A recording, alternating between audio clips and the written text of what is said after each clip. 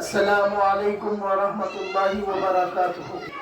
الحمدللہ رب العالمین، والصلاة والسلام علی سید الاولین والآخرین، نبی الانبیاء والمرسلین، وعلى آلہ واصحابہ ومن تبعہم بإحسان الی یوم الدین، اما بعد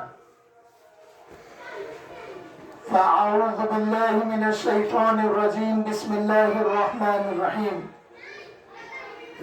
قل إن الفضل بيد الله يؤتيه من يشاء والله واسع عليم، صدق الله العظيم وصدق رسوله النبي الأمين الكريم، ونحن على ذلك لمن الشاهدين والشاكرين۔ الحديث عن رسول الله صلى الله عليه وسلم عن سعد بن زرارة قال قال رسول الله صلى الله عليه وسلم إن روح القدس جبريل أخبرني أن خير أمتك بعدك أبو بكر، أو كما قال عليه الصلاة والسلام۔ محمد مصطفیٰ کا جانشین صدیق اکبر ہے، بجز پیغمبروں کے سب سے اعلیٰ، سب سے برتر ہے۔ اگر منکر ہو کوئی فضل سے صدیق اکبر کے، میں حد مفتری ماروں گا، یہ فرمان حیدر ہے۔ علی مرتضیٰ کے قول پر حسرت کا ہے ایمان، محمد مصطفیٰ کا جانشین صدیق اکبر ہے۔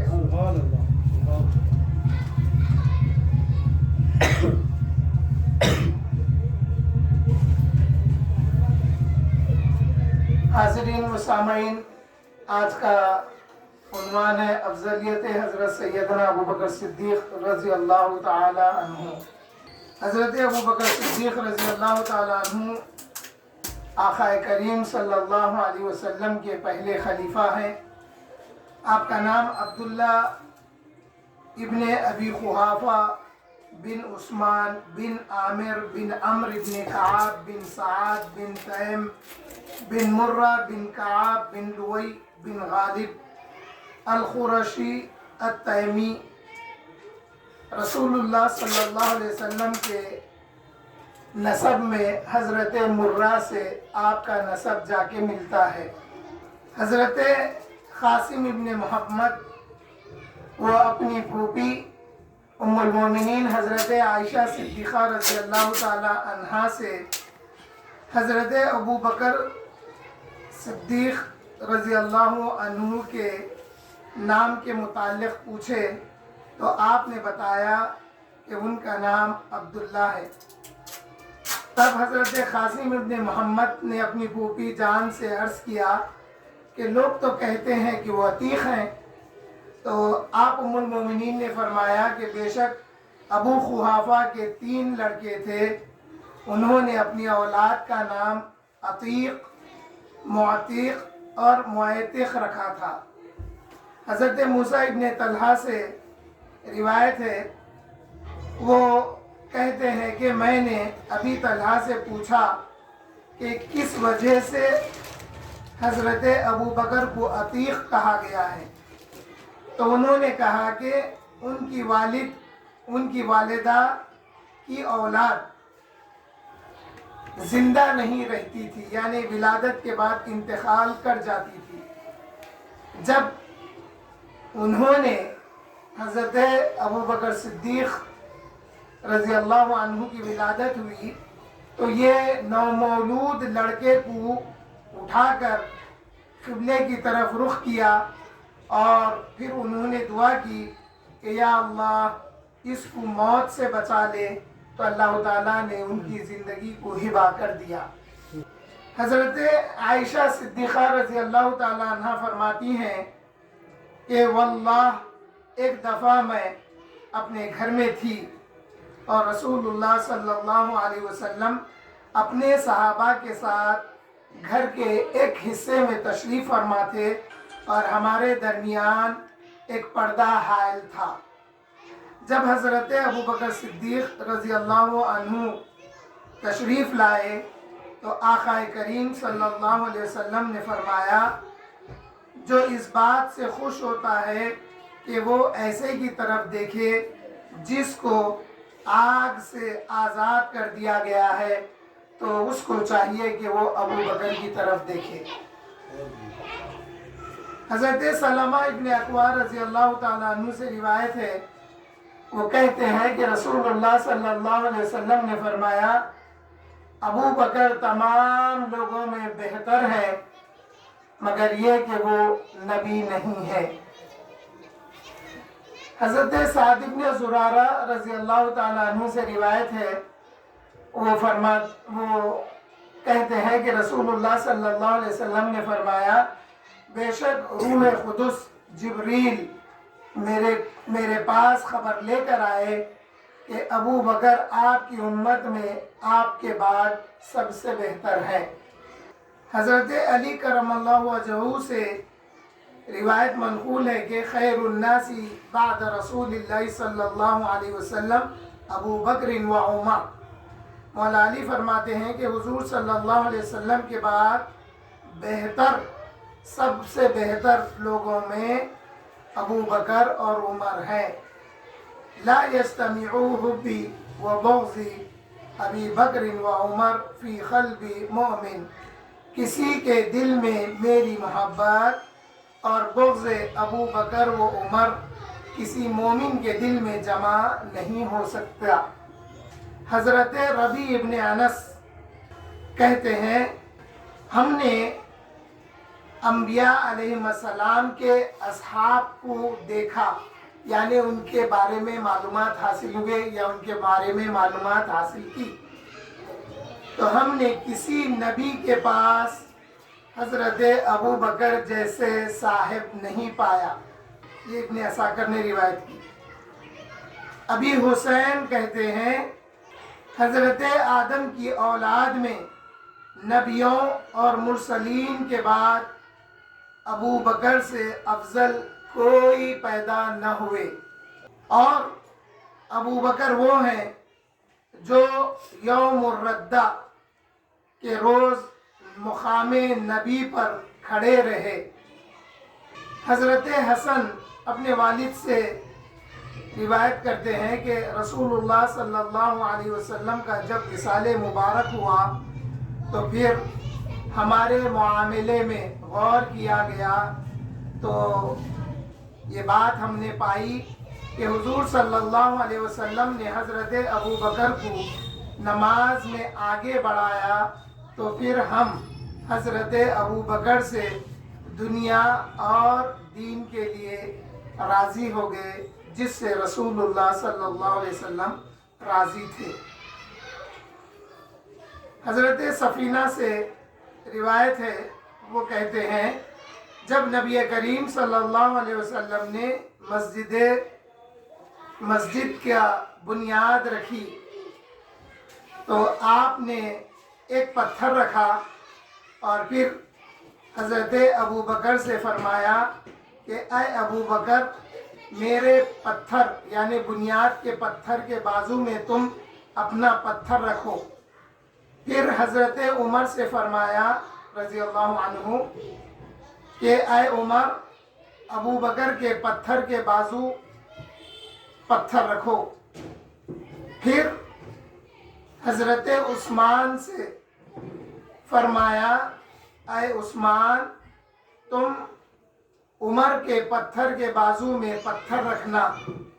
پھر آقا کریم صلی اللہ علیہ وسلم نے فرمایا کہ اسی طرح میرے بعد میرے خلفاء ہوں گے۔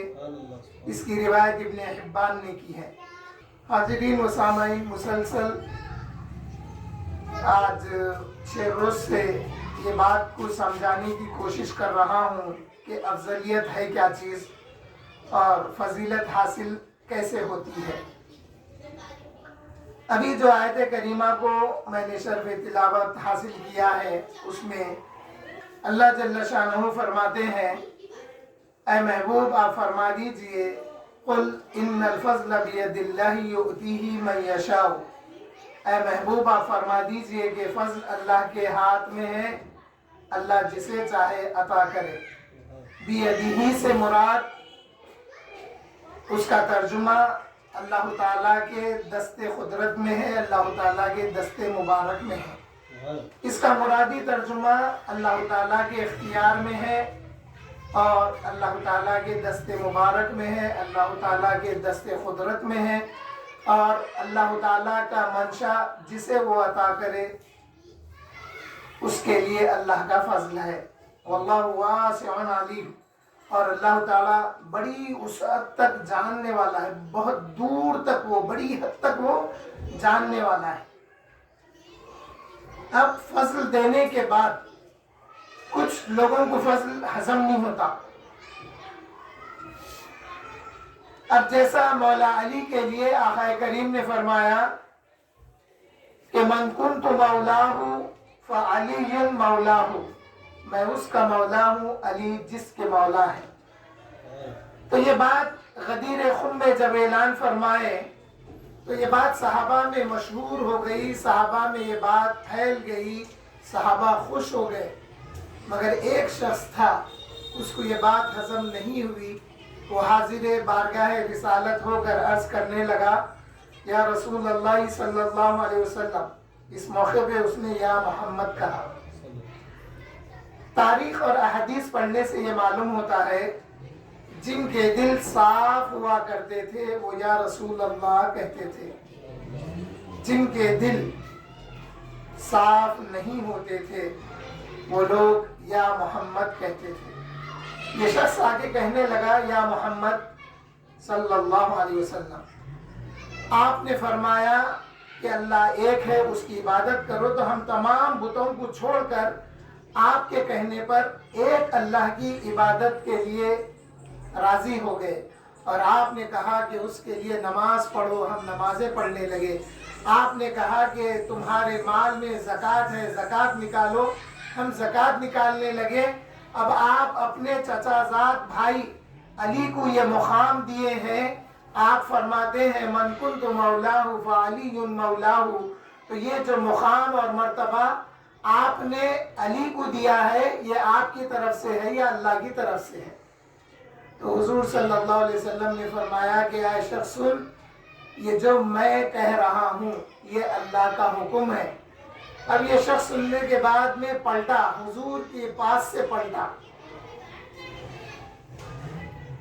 حضور کے پاس سے پلٹا، حضور کے رخ سے اپنے رخ کو موڑ لیا، حضور کے رخ سے اپنے رخ کو موڑ کے جب پلٹنے لگا تو پھر آسمان کی طرف نگاہ کر کے عرض کرنے لگا، یا اللہ یہ جو محمد کہہ رہے ہیں اگر یہ سچ ہے تو مجھ پر عذاب نازل کر۔ وہ اپنی سواری تک پہنچنے سے پہلے اللہ کے پاس سے عذاب نازل ہوا، پتھر نازل ہوئے، اس کے سر میں گرے اور نیچے سے پتھر نکل گئے اور وہ وہیں پر ڈھیر ہو گیا، وہیں پہ وہ مر گیا۔ پھر سورہ المعارج کی ابتدائی 3 آیتیں نازل ہوئی۔ تو معلوم یہ ہوا کہ اللہ جس کو فضل عطا کرتا ہے اس کے فضل ملنے پر خوشی کا اظہار کرنا یہ بھی قرآن سے ثابت ہے۔ قُلْ بِفَضْلِ اللَّهِ وَبِرَحْمَتِهِ فَلْيَفْرَحُوا بِذَلِكَ، اس میں یہ بات ہے کہ اللہ کا فضل ملنے پر اظہار خوشی کرو، اللہ کا فضل ملنے پر، اس کی رحمت ملنے پر اظہار خوشی کرو۔ تو جب مولا علی کو اللہ کے رسول نے یہ فضل دیا، یہ مقام دیا، یہ ولایت کے بارے میں بتایا جس کو حکم محبت کہتے ہیں، یہ حدیث جو ہے محبت کی طرف، محبت علی کی طرف جو لوگوں کے دلوں میں کچھ آ گیا تھا ان کی طرف بلانے کے لیے تھی۔ ولی تو ہم مولا علی کو یہ اعلان سے پہلے بھی ولی مانتے ہیں، اور آپ کو ولی تو اس وقت سے مانتے ہیں جب آقا کریم صلی اللہ علیہ وسلم کے دامن میں مولا علی آ چکے تھے۔ یہاں پہ اعلان ولایت کہتے ہیں مگر یہ اعلان محبت تھی۔ تو شارحین نے اس کی تشریح کی ہے، یہ اعلان محبت۔ بہرحال آئیے موضوع کی طرف۔ اس موقع پر حضرت عمر رضی اللہ تعالیٰ عنہ حضرت علی کے بغل میں ہاتھ دے کر 2-4 قدم رقص کر کے بولنے لگے، بخ بخ یا علی، اے علی مبارک ہو تم کو، آپ مومنین کے بھی مولا ہیں اور میرے بھی مولا ہیں۔ تو فضل ملنے پر یہ خوشی کا اظہار ہوا. تو اللہ جس کو فضل عطا کرے وہ اس کی مرضی ہے. اور پھر آقا جس کے بارے میں فرمائے وہ فضل آتھینٹک فضل ہے.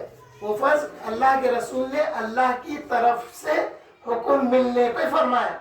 اب جیسا میں نے حدیث شریف سنائی کہ حضرت سعد ابن زرارہ رضی اللہ تعالیٰ عنہ سے ایک دوسری روایت میں تفصیل یہ ہے کہ میں ایک مجلس میں موجود تھا. حضور خطاب فرما رہے تھے. خطاب کے دوران آپ اپنی نگاہ کرم ادھر ادھر کیے اور کہنے لگے کہ ابو بکر ابو بکر.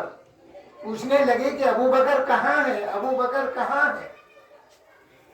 اس کے بعد میں آقا کریم صلی اللہ علیہ وسلم نے فرمایا کہ ابھی ابھی میرے پاس جبرائیل روح قدس جبرائیل آئے اور مجھے خبر دی کہ میری امت میں میرے بعد سب سے بہتر ابو بکر ہے. تو جبرائیل نے جس کی خبر دی ہے وہ خبر اللہ کی طرف سے ہے نا. تو اللہ نے فرمایا اے محبوب آپ سنا دو کہ ابو بکر آپ کے تمام صحابہ میں سب سے افضل ہوں گے آپ کے بعد. یعنی حضور کی افضلیت کے بعد اگر کسی کو فضیلت حاصل ہے تو وہ حضرت ابو بکر صدیق رضی اللہ تعالی عنہ ہے. یہ ایک معنی ہوتا اس حدیث کا. اور دوسرا معنی یہ ہوتا کہ یا محمد, اللہ فرما رہے ہیں یا محمد صلی اللہ علیہ وسلم, اے میرے محبوب آپ لوگوں میں بتا دیجئے. اسی لیے سعد ابن زرارہ فرما رہے ہیں کہ آقا کریم صلی اللہ علیہ وسلم خطاب فرما رہے تھے, لوگوں سے مخاطب تھے. تو آپ نے صحابہ کے درمیان میں بتا دیا کہ میرے بعد لوگوں میں سب سے بہتر ابو بکر ہے. یعنی اے لوگوں سنو, سمجھ میں یہ آیا کہ اے میرے صحابہ سنو, میرے دنیا سے جانے کے بعد تم میں سب سے بہتر ابو بکر ہوں گے. یہاں پہ دو باتیں معلوم ہوتی ہے. یعنی اللہ فرمایا کہ اے محبوب آپ کے تمام صحابہ میں افضلیت ابو بکر کو حاصل ہے آپ کی فضیلت کے بعد میں. اس لیے اکثر جگہ پہ آیا الا النبیین والمرسلین, سوائے نبیوں اور رسولوں کے. اسی لیے ہم ہر جمعہ میں خطیب سے یہ سنتے ہیں. اور میری آفتاب خطابت سے ایک گزارش یہ ہے کہ حضرت ہم ہر جمعہ کے دن اخبار میں چاروں خلفاء کے نام ادب کے ساتھ شائع کرنا کہ خطیبوں کو بولو بولیے, اس لیے کہ مختصر ذل عصر العریق کہہ رہے ہیں. اور اس موضوع پہ میری بات ہوئی ایک صاحب سے, تو انہوں بولے کہ نہیں وہ بات جو ہے مکہ مسجد کے خطیب وہ جو تھے کیا نام تھا, منیر الدین صاحب کو, انہوں بولے میں سنو ایسا نہیں تھا, یہ مینار والے اپنی کتابوں میں کاٹ چھاٹ کر دیے ہیں, وہاں پہ خلفاء کے نام ادب سے نکال دیے گئے ہیں اور یہی نام پھیل رہے ہیں. اور میں اکثر اضلاع میں جاتا ہوں تو دیکھتا ہوں میں کہ یہ تبلیغیاں جو ہے چاروں خلفاء کے نام بالکل ادب سے نہیں لے رہے, حدیث کے ٹکڑے پڑھ لے رہے. مگر ہمارا جو عقیدہ ہے اہل سنت والجماعت کا, جس میں خلفاء راشدین کے نام ادب اور احترام سے لیے جاتے ہیں اور حاضرین جمعہ کو سنایا جاتا ہے, وہی بات ہمارے بچے سن کے یاد رکھتے ہیں. ورنہ کتابوں میں اتنی تفصیل افضل البشر بعد الانبیاء بالتحقیق خلیفت رسول اللہ ثانیس نئی فی الغار وغیرہ یہ القاب, یہ جو آپ کی صفتیں ہیں, یہ بچوں کو پڑھنے کا موقع نہیں ملتا عام کتابوں میں.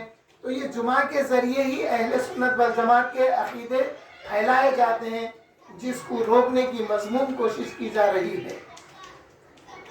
تو بتا یہ رہا تھا میں کہ حضرت ابو بکر صدیق رضی اللہ تعالی عنہ کو جو فضیلت حاصل ہے وہ اللہ جل شانہ کی طرف سے ہے. چونکہ بچے حفظ کر رہے ہیں, تھوڑا سا ذہن سازی کے لیے میں ان آیتوں کو جو میں پچھلے کتابوں میں پڑھ رہا تھا پھر پڑھ کے بچوں کا ذہن بناتا ہوں کہ قل ان الفضل بید اللہ یؤتیہ من یشاء واللہ واسع علیم. اس قسم کی 2-4 جگہ اور بھی آیتیں آئی ہے، لیکن یہاں پر میں اس آیت کا انتخاب اس لیے کیا، واللہ واسع علیم ہے نا یہاں پر، تو اللہ بڑی وسعت کا علم رکھنے والا ہے، یعنی صبح قیامت تک اللہ جن کو فضل عطا کیا وہ فضل کو سن کر خوش ہونے والے کون ہیں ان کو بھی اللہ جانتا ہے، اور جو خوش نہیں ہوں گے ان کو بھی اللہ جانتا ہے۔ اس لیے یہاں پر واسع علیم آیا، وہ بڑی حد تک، بڑی دور تک وہ جاننے والا ہے، یہ سن کر کون خوش ہوں گے اور فضل سن کر کس کے دل مرجھا جائیں گے۔ پھر فضل کے بارے میں آیا کہ تلک الرسل فضلنا بعضهم علی بعض، یہ رسول وہ ہیں جن کو اللہ نے ایک رسول کو دوسرے رسول پر فضیلت دی ہے۔ کیسے فضیلت دی ہے؟ مرتبہ نبوت میں سب نبی ایک جیسے ہیں، پہلے نبوت ملتی، جس نبی کو اللہ کتاب دیتا، جس نبی کو وحی کرتا، جس نبی کو رسالے دیتا، حضرت موسیٰ علیہ السلام کو لوحات آئے تھے نا، لکھی ہوئی تختیاں آئی تھی، اللہ کے احکام لکھے ہوئے تختیاں نازل ہوئے تھے، اور دیگر انبیاء کو صحف دیا، کتابیں دی ہے، تو جن کو کتاب دی جاتی ہے، جن کو صحیفے دیے جاتے ہیں ان کو رسول کہتے ہیں، تو نبی سے رسول کا مرتبہ اونچا ہوتا ہے۔ اسی لیے اللہ فرما رہے پھر رسولوں میں بھی اللہ نے ایک رسول کو دوسرے رسول پر فضیلت دی ہے، اسی لیے حضرت ابراہیم علیہ السلام ابو الانبیاء ہے، کیا ہے؟ ابو الانبیاء ہے، اور پھر آپ کے ہمارے آقا کیا ہے؟ نبی الانبیاء والمرسلین ہے، ہمارے آقا نبیوں کے بھی نبی ہیں اور رسولوں کے بھی رسول ہیں، اس لیے کہ اللہ تعالیٰ نے عالم ارواح میں جب میثاق لیا نا، وَإِذْ أَخَذَ اللَّهُ مِيثَاقَ النَّبِيِّينَ لَمَا آتَيْتُكُم مِّن كِتَابٍ وَحِكْمَةٍ ثُمَّ جَاءَكُمْ رَسُولٌ مُصَدِّقٌ لِّمَا مَعَهُمْ لَتُؤْمِنُنَّ بِهِ، یہ جو آیت ہے نا، اس میں اللہ تعالیٰ فرمائے کہ جو میرے نبی محمد صلی اللہ علیہ وسلم پر، میرے محبوب پر جو ایمان لائیں گے تو میں ان کو نبوت اور رسالت دوں گا۔ تو ہر نبی اور رسول آپ کے میرے آقا پر ایمان لائے ہیں، اس لیے نبیوں کے بھی اور رسولوں کے بھی نبی اور رسول آپ کے ہمارے آقا ہیں۔ اس کے باوجود بھی آقا کریم صلی اللہ علیہ وسلم نے فرمایا کہ فضلت علی الانبیاء بست، مجھے نبیوں پر 6 باتوں میں فضیلت دی گئی ہے، جن میں سے آقا نے جو فرمایا ہے جو مجھے یاد ہے وہ یہ ہے کہ آقا نے فرمایا کہ جعلت لی الارض، میرے لیے زمین کو سجدگاہ بنا دیا گیا ہے، مساجدہ آیا لفظ یا مسجدہ آیا کہ جعلت لی الارض مسجدہ، ساری زمین کو میرے لیے سجدگاہ بنا دیا گیا۔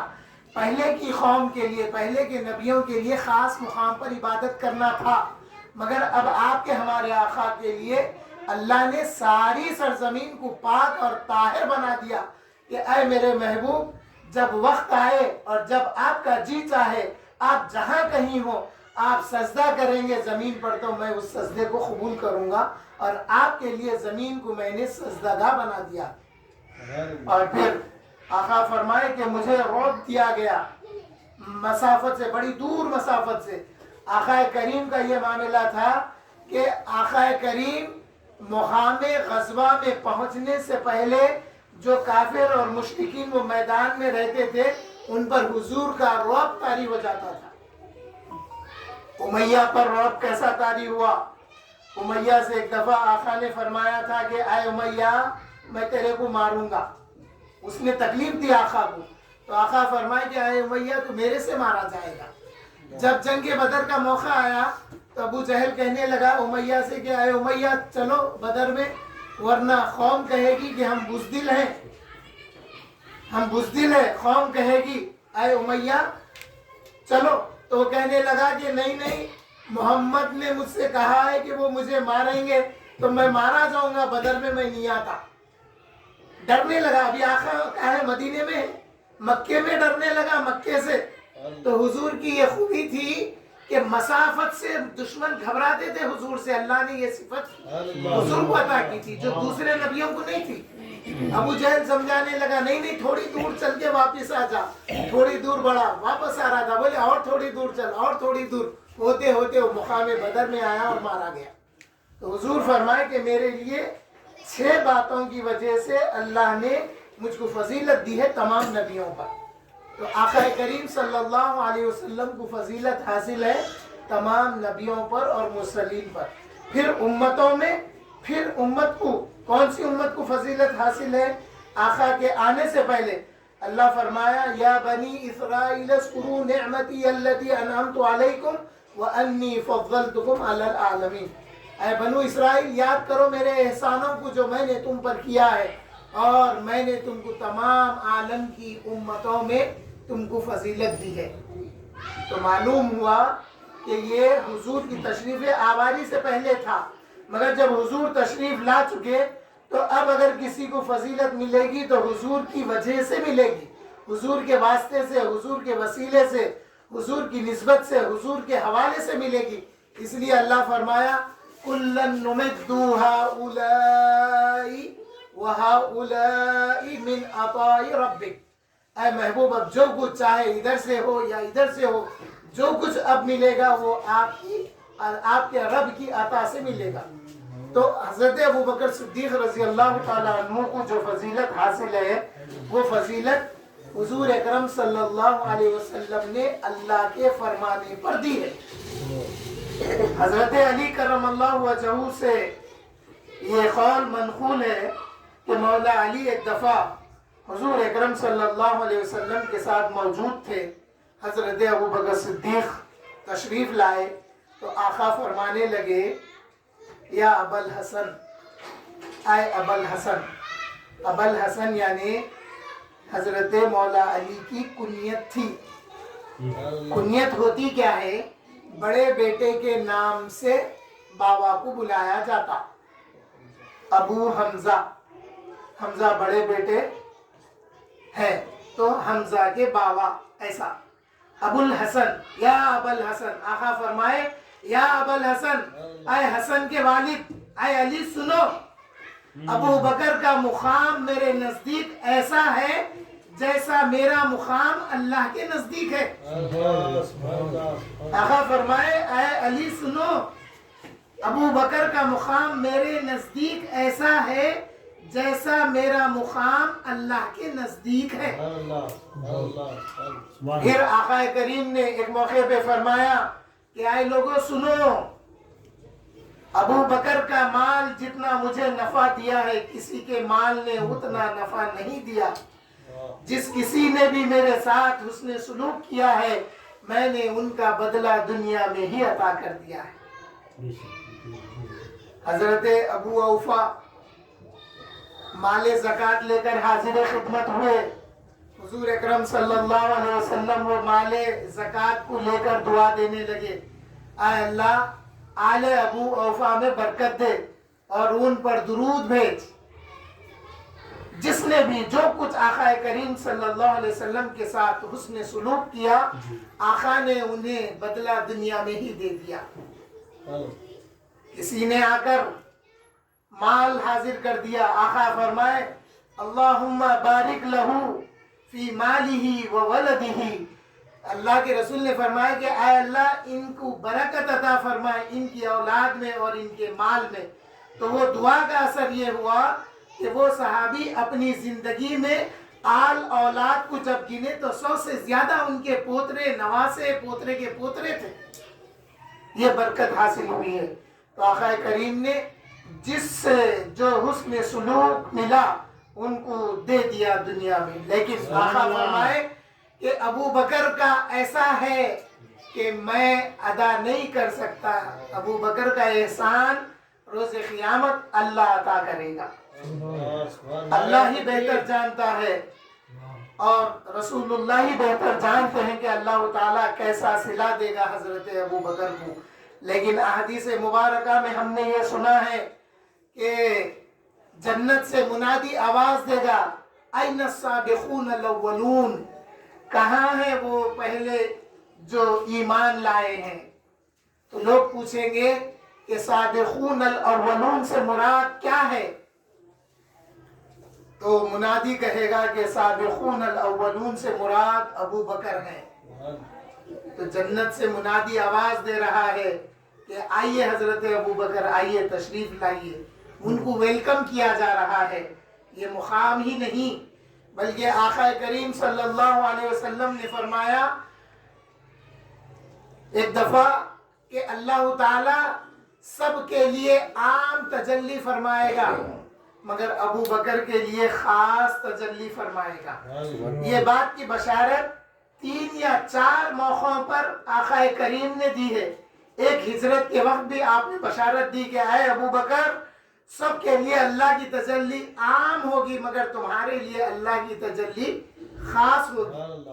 اور پھر حضرت ابو بکر صدیق رضی اللہ تعالی عنہ کا مقام و مرتبہ یہ ہے کہ حضرت عبداللہ ابن عمر فرماتے ہیں کہ حضرت ابو بکر صدیق رضی اللہ تعالی عنہ کا مقام یہ ہے کہ ہم صحابہ حضور صلی اللہ علیہ وسلم کے دور میں حضرت ابو بکر صدیق کے برابر یعنی فضیلت میں ہم ان کے برابر کسی کو بھی نہیں مانتے تھے. یہی عقیدے کو صحابہ کرام نے تابعین تک پہنچایا.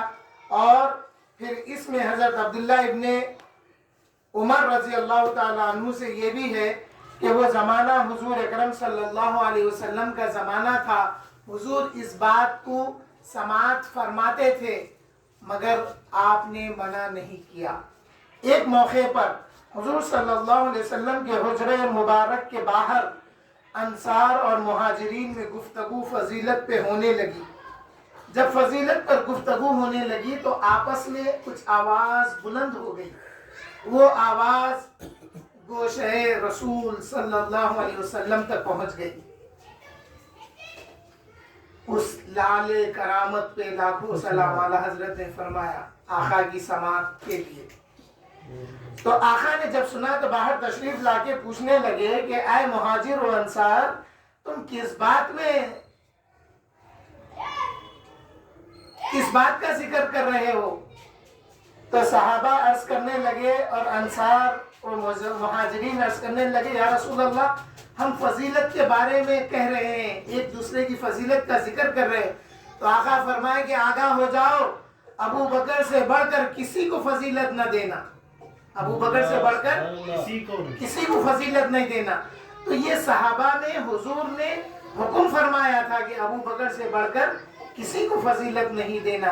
تو یہی عقیدے کو صحابہ کرام لے کر چلے، جن میں حضرت جابر ابن عبداللہ ہیں، جن میں سعد ابن زرارہ ہیں، جن میں حضرت علی ہیں، جن میں حضرت عمر ابن خطاب ہیں. حضرت عائشہ صدیقہ رضی اللہ تعالی عنہا فرماتی ہیں، ایک وقت کا ذکر ہے کہ حضرت عمر رضی اللہ تعالیٰ عنہ کے دور میں ایک واقعہ حضرت عمر کا یہ ہے کہ آپ کے دور خلافت میں کسی نے آپ سے خطاب کرتے ہوئے کہا ما وجدت خیرا منکا، ما وجدت احدا خیرا منکا یا عمر، یا خلیفہ رسول اللہ، یا امیر المومنین، آپ سے بڑھ کر کسی کو میں نے اچھا نہیں پایا. آپ فوری پوچھنے لگے، غصے میں آ گئے. آپ پوچھنے لگے کہ اے شخص، کیا تو نے رسول اللہ کو پایا ہے؟ اس نے کہا کہ میں نے رسول اللہ کو نہیں پایا. یعنی یہ تابعی ہے، بعد والے، انہوں نے کہا کہ میں نے رسول اللہ کو نہیں دیکھا ہے. تو حضرت عمر فرمانے لگے اگر تو کہتا کہ میں رسول اللہ کو دیکھا ہوں، یعنی اگر تم صحابی رسول ہوتے اور تم صحابی رسول ہوتے ہوئے اگر یہ کہتے کہ میں سب سے اچھا ہوں، تو آپ فرمائے کہ لَضَرَبْتُ عُنُوخَكَ، میں تیری گردن مار دیتا. تو سمجھ میں کیا آیا کہ آقا کریم نے تو فرمایا تھا، ہم کو حکم دیا تھا کہ تم ابو بکر سے بڑھ کر کسی کو فضیلت نہ دینا، اور حضور نے فرمایا تھا کہ خیر الناس بعدی ابو بکر، تم میں سب سے بہتر میرے بعد ابو بکر ہیں. تو حضرت عمر فرمائے کہ اگر تم رسول اللہ کو پاتے، یعنی تم صحابی ہو کر یہ کہتے تو میں تمہاری گردن مار دیتا. اس کے بعد حضرت عمر پوچھنے لگے کہ کیا تم نے ابو بکر کو پایا ہے؟ حضرت ابو بکر صدیق رضی اللہ تعالیٰ عنہ کا دور پایا ہے؟ اس نے کہا کہ میں نے نہیں پایا. تو آپ نے فرمایا کہ اگر تم حضرت ابوبکر صدیق کا دور پاتے اور تم اگر یہ کہتے تو ضرور میں تم کو پکڑتا اور تم کو سزا دیتا. یہ ہے حضرت عمر رضی اللہ تعالیٰ عنہ. پھر ام المومنین عائشہ صدیقہ رضی اللہ تعالیٰ عنہ فرماتی ہیں حضرت عمر کہنے لگے، حضرت عمر کہتے تھے کہ ابو بکر سیدنا و خیرنا و احب الینا رسول اللہ صلی اللہ علیہ وسلم. ابو بکر ہمارے سردار ہیں، ابو بکر ہم سے بہتر ہیں، اور ابو بکر ہم سب میں رسول اللہ کے زیادہ چہیتے تھے. یہ ہے حضرت عمر رضی اللہ تعالیٰ عنہ. پھر حضرت علی کرم اللہ وجہہ، حضرت علی کرم اللہ وجہہ تو فرمانے لگے کہ آقا کریم صلی اللہ علیہ وسلم نے مجھ سے فرمایا کہ آئے علی سنو، ابو بکر اور عمر دونوں نوجوانان جنت اور بوڑھے بزرگ اور نوجوانان جنت کے من الاولین والآخرین، شروع اور آخر کے جتنے لوگ جنت میں جائیں گے، اولین اور آخرین میں جو بوڑھے ہیں ان کے اور جو جوان ہیں ان کے سردار ہیں یہ دونوں، ابو بکر و عمر. پھر فرمائے کہ الا النبیین والمرسلین، مگر نبیوں اور رسولوں کے علاوہ. اور حضور فرمائے کہ یا علی لا تخبروہما، اے علی یہ بات کا ذکر ان دونوں سے نہ کرنا.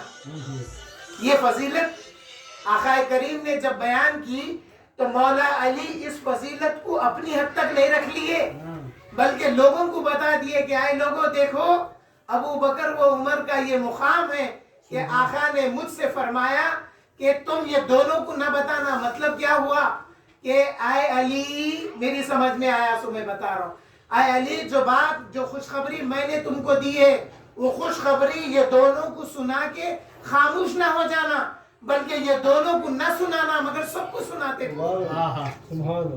سب کو سنانا، جو ملا اس کو سنانا.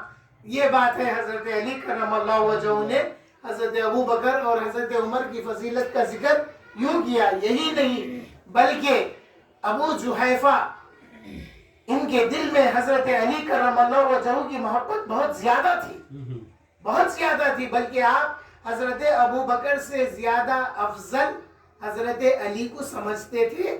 حضرت علی کے دور میں، حضرت علی کے دور میں یہ ملنے والے تھے. ایک دفعہ مولا علی فرمانے لگے اے ابو جحیفہ کیا میں یہ بات نہ بتا دوں تم کو کہ نبی کے بعد امت میں سب سے افضل کون ہے؟ ابو جحیفہ عرض کرنے لگے یا علی ضرور بتا دیجئے. اب میری یہاں ایک بات سمجھ میں آئی، میں اپنی طرف اس لیے مول لیتا ہوں، علماء فرمائے بول کے نہیں بولتا میں. اب ان کو پوچھے کون علماء فرمائے بول تو انچ رہتے ہو، اپنی بات جو ہے علماء پہ ڈال کے بولنا کتابوں میں آیا نہیں. جو سمجھ میں آیا سمجھ میں آیا. میری یہ سمجھ میں آیا کہ مولا علی کرم اللہ وجہہ، اللہم صلی علی سیدنا محمد وعلی آلہ واصحابہ وبارک وسلم. مولا علی ان کے دل کی بات جان گئے.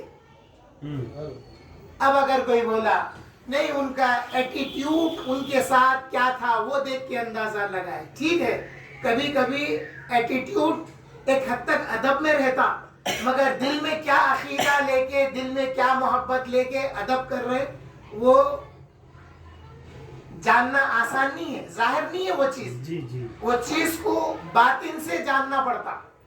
جس کے پاس مکاشفہ ہوتا ہے، جو اسکینرز رکھتے ہیں، دل کی بات جو جانتے ہیں. نبی جب دل کی بات جانتے ہیں تو نبی کے دل کی بات کے جاننے کا فیض صحابہ کو ملتا. جب بحرالعلوم جیسی شخصیت دل کی بات کو جان سکتے ہیں تو یہ تو مولا علی ہے جو باب علم مصطفیٰ ہے، مدینہ مصطفیٰ ہے. تو آقا کریم جب دل کی بات جانتے ہیں تو اس معجزے کا فیض حاصل ہوتا. تو مولا علی فرمانے لگے آئے جو ابو جحیفہ کیا میں وہ نہ بتاؤں؟ وہ کہے ضرور بتائیے. تو آپ فرمائے کہ دیکھو نبی کے بعد تمام صحابہ میں سب سے بہتر ابو بکر. حضرت ابو جحیفہ کہتے ہیں یہ سن کے مجھے بڑی تکلیف ہوئی. یعنی میں جو عقیدہ رکھتا تھا وہ عقیدہ صحیح نہیں ہے. عقیدہ تو وہ ہے جو علی نے بتایا ہے. یہی نہیں بلکہ مولا علی کے دور میں ہی یہ باتیں شروع ہو گئی تھی. تو ان باتوں کو سد باب کرنے کے لیے، ان باتوں کا رد کرنے کے لیے، ان باتوں کو روکنے کے لیے مولا علی نے کئی بار حضرت ابوبکر صدیق رضی اللہ تعالیٰ عنہ کی فضیلت کو بیان کیا. لیکن جب یہ باتیں بہت دور تک آ گئی تو مولا علی کرم اللہ وجہہ اپنے دور خلافت میں کوفہ کے منبر پر کھڑے ہو کر ایک خطبہ دیے اور لوگوں کو بتایا کہ آئے لوگوں، میں سنا ہوں کہ تم لوگ یہاں تک بڑھ گئے ہیں کہ حضرت ابوبکر صدیق پر مجھ کو فضیلت دیتے ہو. پھر مولا علی فرمانے لگے آج کے بعد اگر کوئی مجھ کو ابو بکر پر فضیلت دے گا تو میں اس کو حد مفتری ماروں گا. حد مفتری یعنی الزام لگانا کسی پر. مفتری افترا کرنا، الزام لگانا، جھوٹا الزام. الزام ہوتا ہے جھوٹا. الزام اچھا یا نیک بات کا الزام نہیں لگایا جاتا. جو بات خراب ہوتی ہے، جو بات خراب کہی جاتی تو کہا جاتا کہ اس نے الزام لگایا. کوئی اگر تعریف کرا تو الزام لگایا نہیں کہتے. تو الزام اس بات کا ہوتا ہے جو بات غلط ہوتی ہے. تو مولا علی فرمائے کہ یہ بات غلط ہے کہ مجھے کوئی فضیلت دے ابو بکر پر. اگر کوئی ایسا کرے گا تو 80 کولے ماروں گا. یہ عقیدہ تھا خلفائے راشدین کا، یہی عقیدہ تھا صحابہ اکرام کا، یہی عقیدہ تھا اہل بیت کا. اہل بیت میں ایک واقعہ ہے. حضرت محمد ابن حنفیہ رضی اللہ عنہ کا، انہوں نے اپنے والد سے پوچھا کہ یا ابا جان، اے ابو جان، یا علی کرم اللہ وجہہ، رسول اللہ صلی اللہ علیہ وسلم کے بعد صحابہ میں کون بہتر ہے، کون افضل ہے؟ آپ نے حضرت ابو بکر کا نام لیا. پھر پوچھے کہ ان کے بعد کون ہے؟ تو آپ حضرت عمر کا نام لیے. پھر پوچھے ان کے بعد کون ہے؟ تو پھر حضرت عثمان کا نام لیے. اور مولا علی سے یہ بات واضح طور پر ہے.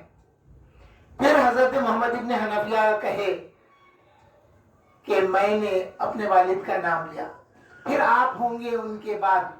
تو مولا علی فرمائے کہ نہیں، میں تو ایک عام مسلمانوں میں کا ایک مسلمان ہوں. یہ عاجزی اور انکساری تھی مولا علی کرم اللہ وجہہ کی. ورنہ تمام صحابہ اس بات پر متفق تھے کہ حضور کے بعد صحابہ میں سب سے افضل حضرت ابو بکر ہے. حضرت ابو بکر کے بعد حضرت عمر ہے. حضرت عمر کے بعد حضرت عثمان غنی ہے. حضرت عثمان غنی کے بعد حضرت علی کرم اللہ وجہہ ہے رضی اللہ تعالی عنہ.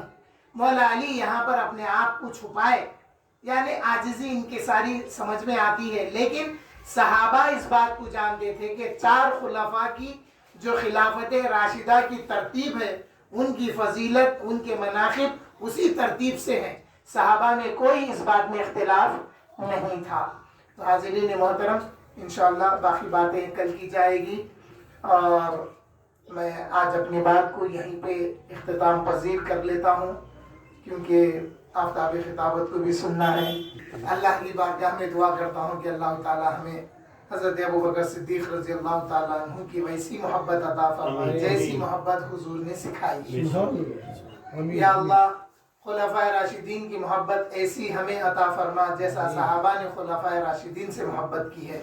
یا اللہ اہل بیت کی محبت ایسی عطا فرما جیسا خلفاء اور صحابہ نے اہل بیت کی محبت کی ہے. الہ العالمین صحابہ کی محبت ایسی عطا فرما جیسی محبت تابعین نے کی ہے، اور مولا تابعین کی ایسی محبت عطا فرما جیسی محبت تبع تابعین اور اولیاء اللہ نے کی ہے.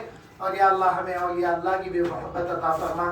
اے اللہ میرے والد کی مغفرت فرما. اے اللہ میری والدہ کی مغفرت فرما. اے اللہ ہم میں موجود جو حاضرین ہیں ان کے مرحومین کی مغفرت فرما. توفنا مسلما والحقنا بالصالحین. الذين أنعم الله من النبيين والصديقين والشهداء والصالحين وحسن أولئك رفيقا آمين والحمد لله رب العالمين.